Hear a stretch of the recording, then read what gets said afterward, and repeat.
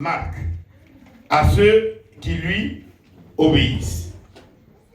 Il a cité un certain nombre de bénédictions à partir du verset 2, que nous n'allons pas lire tout parce qu'on n'a pas le temps suffisamment, que vous pourrez lire à la maison. Je sais que quand tu vas fermer ta Bible, c'est fermé. Alors, si tu lis, ça va te faire du bien. Amen. Donc, il faudrait lire cela. Mais le verset 12 nous dit, entre autres, l'Éternel t'ouvrira son bon trésor, le ciel, pour envoyer à ton pays la pluie en son temps, pour bénir tout le travail de tes mains. Tu prêteras à beaucoup de nations et tu n'emprunteras point. Ça veut dire quoi? Que toi, tu vas donner des crédits, mais tu ne prendras pas crédit en termes clairs. Amen. Alléluia. Amen. Pourquoi? Parce que Dieu va te bénir. Le verset 13 nous intéresse plus.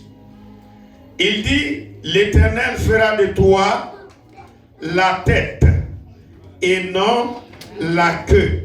Tu seras toujours en haut et tu ne seras jamais en bas.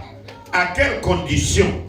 Lorsque tu obéiras au commandement de l'Éternel, ton Dieu, que je te prescris aujourd'hui, lorsque tu les observeras et les mettras en pratique. Amen. Écoutez, frères et sœurs, nous parlons de la rentrée.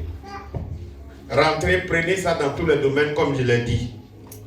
Les enfants de Dieu sont remarquables. Alléluia. Amen. Je ne dis pas que les religieux sont remarquables. Je ne dis pas que ceux qui viennent à l'église sont remarquables. Mais je dis les enfants de Dieu, c'est-à-dire celui qui écoute la parole de Dieu et qui la met en pratique. Gloire à Dieu. Alléluia. Vous devez le savoir et chacun de nous doit le savoir pour cette rentrée. Je veux vous dire, on a fait un travail. Tout à l'heure, le diacre a dit qu'il y a des gens qui seront convoqués. On a fait un travail. Après, on va convoquer beaucoup de gens. Et chacun de nous cette année-là, alléluia, sera ouvrier ou ouvrière de Dieu. J'ai dit quoi? Ouvrier ou ouvrière. Personne ne viendra chauffer les chaises ici. Amen. Personne ne viendra chauffer les chaises ici. On vous jugera de ce que vous ferez dans l'église de Dieu. Alléluia. Amen. Parce qu'il y a beaucoup parmi vous, et beaucoup de chrétiens, vous le constatez même, qui ne sont pas là, et vous-même, parfois, vous êtes beaucoup oisifs. C'est-à-dire, on est dans l'église et on ne fait rien. Qui va faire quoi? Alléluia. Amen. Il dit, si tu sers l'Éternel, tu seras à la tête et non à la queue.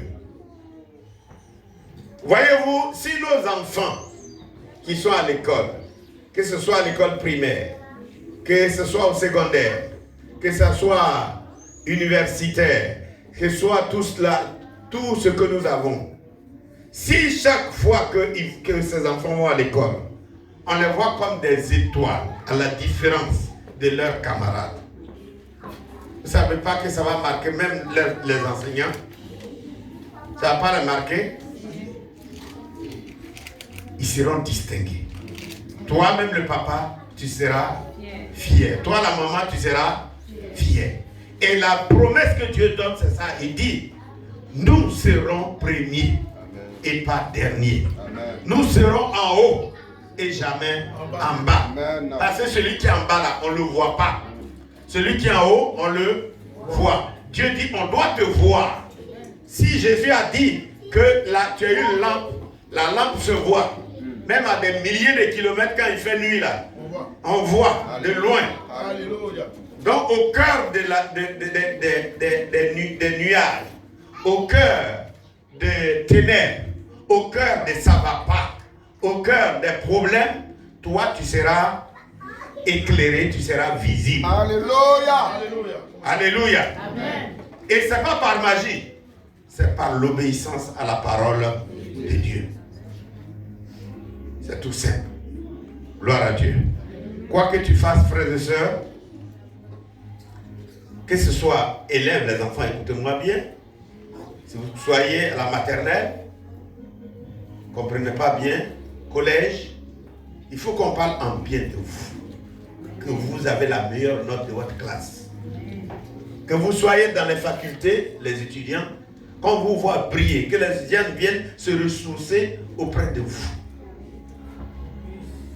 Que vous soyez servante. Quand je dis servante, on est tous serviteurs. Que vous soyez employé, c'est le bon mot, de votre patron ou de votre patronne. Soyez la meilleure des employés. Amen. Alléluia. Amen. Parce que la parole de Dieu est claire. Vous n'avez pas besoin de jouer à l'hypocrisie pour que Dieu vous bénisse. Il y a des gens, ils font bien leur travail quand les patrons sont là. Et la Bible condamne ça. La Bible dit de se soumettre à l'autorité. À l'autorité, c'est-à-dire votre chef, votre patron, pas parce qu'il est présent, même à son absence, vous devez vous soumettre. Parce que vous le faites pour que Dieu vous voie et qu'il envoie sa pluie sur vous. Maintenant, si c'est quand votre patron est là, que vous êtes zélé et que vous faites le semblant de la femme qui aime le travail ou qui aime l'enfant qu'elle garde, ou bien le boulot que vous faites pour avoir ses notes, vous êtes hypocrite. Elle peut vous apprécier, mais vous pouvez ne pas avoir la bénédiction de Dieu. Parce que là, lui, on ne peut pas le tromper. Alléluia. Amen. Alléluia. Amen. Donc, il faut que nous soyons premiers en tout, par notre obéissance. Et qui parle d'obéissance, parle de relation avec Dieu. Amen. Quand ta relation avec Dieu est propre, dis propre. Dis propre encore. Redis propre encore. Est-ce que ta relation est propre? Qu'est-ce que vous entendez par être propre dans la relation? Être clean, ça c'est en anglais. Pas d'hypocrisie, pas de semblant. Ça dit que ton oui soit oui et que ton non soit non. Mais on ne peut pas dire non à Dieu parce qu'il tient notre vie dans sa main. Donc on dit toujours à Dieu oui, même quand ça ne nous convient pas. Parce que c'est lui qui nous a fait. Nous lui appartenons. Il peut décider de notre vie comme il veut, comme il entend. Gloire à Dieu. Alléluia. Alléluia. Amen. Je voudrais que vous fassiez de cette rentrée une vraie rentrée. Alléluia. Amen. Une vraie rentrée. Une vraie rentrée. Encore? Une vraie rentrée. Une vraie rentrée, ça veut dire quoi? Il ne faut pas que cette rentrée de cette année soit semblable aux autres rentrées. Vous savez pourquoi, non? Parce que nous sommes venus à Dieu pour que Dieu nous change. Amen. Nous sommes venus à Dieu pour que Dieu nous change. Quand je reconnais que je ne suis pas bon, que je ne suis pas propre, et que je veux que Dieu me rende propre, je lui donne l'occasion de me rendre propre. Quand je sais que je suis propre, je n'ai pas besoin qu'on me rende propre. Je reste dans mon état. Gloire à Dieu. Alléluia. Il faut que cette rentrée, s'il vous plaît, soit la vraie rentrée. N'attendez pas 1er janvier hein, pour dire je vais passer 1er janvier 2019 à 2020. Dieu sait même si je prie Dieu que tu arrives là-bas. Si tu demandes à ce jeune homme qui est mort avant-hier là, il peut-être voyait même 2050. Mais il n'a pas vu la fin même de 2019. Gloire à Dieu. Alléluia. Il dit, l'Éternel fera de toi la tête et non la queue. Ça ne dépend pas de ton diplôme. Ça ne dépend pas de ta taille, de ta forme, de ta beauté. Mais la grâce que Dieu va mettre sur toi fera que même ton ennemi t'appellera chef. C'est une question d'obéissance, frères et sœurs. Ça, tu peux dire amen et puis aller faire le contraire. Joseph n'a jamais été aimé dans sa famille. On ne l'a jamais aimé. Et tout à l'heure, ma fille, dans sa chanson, elle a dit quoi? Je ne suis pas seul. On n'est pas seul, Dieu avec nous. Il a promis et il le fait. Joseph n'a jamais été aimé dans sa famille. Mais toute sa vie, quand il a été rejeté, quand on l'a vendu, l'acheteur, il est devenu patron chez l'acheteur. Il est devenu chef chez l'acheteur. Quand on l'a injustement mis en prison, il est devenu chef dans la prison. Il est né pour être chef. Parce que la grâce de Dieu est sur lui. Vous ne pouvez pas lui ôter ça. Et il craint Dieu. C'est ça, sa garantie. Gloire à Dieu. Alléluia. Et de la prison, on l'appelle pour être encore chef au palais présidentiel. Quand la grâce de Dieu est sur quelqu'un, ce n'est pas ton savoir-faire. Ce qu'on te demande seulement, c'est que obéis à la parole de Dieu. Tu vas sentir une paix au-dedans de toi. Tu ne craindras rien. Tu ne vas pas voir que c'est tes efforts qui te portent à la tête. Mais c'est Dieu qui te porte à la tête. Il dit, l'Éternel fera de toi la tête et non la queue. Tu seras toujours en haut et tu ne seras jamais en bas. Comment se fait-il que tu peux adorer un tel Dieu qui fait de telles déclarations et toi tu ne peux pas être en haut et tu es toujours en bas? Entre vous, est-ce que c'est Dieu qui ment ou bien c'est toi qui n'es pas à la hauteur de cette promesse? Gloire à Dieu. Alléluia. Il dit, si tu obéis à ce que Dieu te dit aujourd'hui, t'es prescrit. Comme il a dit prescrit, hein? Le mot là, prescrit, on emploie ça où généralement? À l'hôpital. Donc le docteur te prescrit. Ce que Dieu te prescrit, si tu l'obéis et que tu observes en allant à la pharmacie pour payer le médicament et que tu mets en pratique en avalant ça dans ton corps pour que ça rentre dans ton sang, alors tu seras guéri. C'est pas une philosophie, c'est pas une autre façon.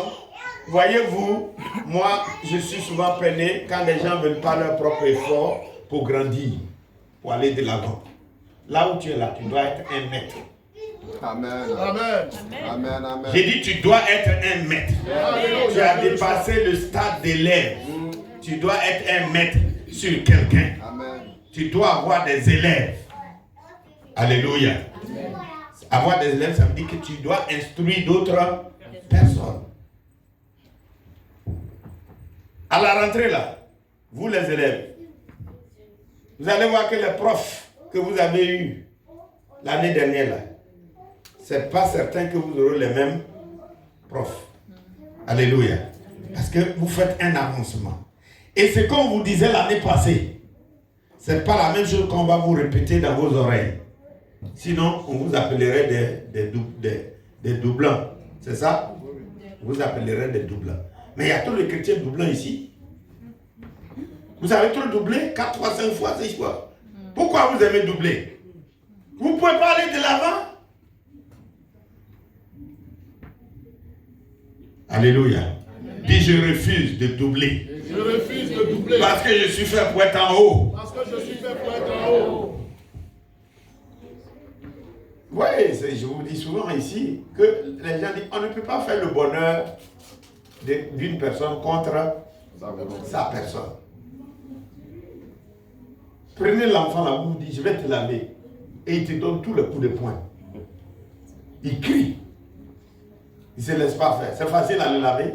Non. Mais dès que tu prends, tu l'envoies au robinet dans la douche, commence à sourire, t'embrasser, content. Il n'y a pas de lutte. Tu vas bien le laver, il sera propre. Mais il y a des luttes et tu es impropre. Gloire à Dieu. Donc, cette rentrée, il faut que nous soyons à la tête. C'est pourquoi j'ai dit il n'y aura personne oisif. chacun aura de quoi à faire. Et c'est sur ça, tu seras vu. Amen. Amen. Gloire à Dieu. Alléluia. Donc, nous allons prier tout à l'heure pour nos élèves, c'est vrai. Qui veut voir son enfant dernier? Personne. Nous voulons voir nos enfants premiers. Nous voulons qu'on parle en bien de nos enfants. Nous voulons que les voisins, même autour, remarquent l'éducation qu'on a inculquée à nos enfants. Gloire à Dieu. Alléluia. Alléluia. Alors, il y a la rentrée pour le travail. Quelqu'un va nous lire Proverbe 3, versets 5 à 10. Comme j'ai dit tout à l'heure, je parlais du travail. Proverbe.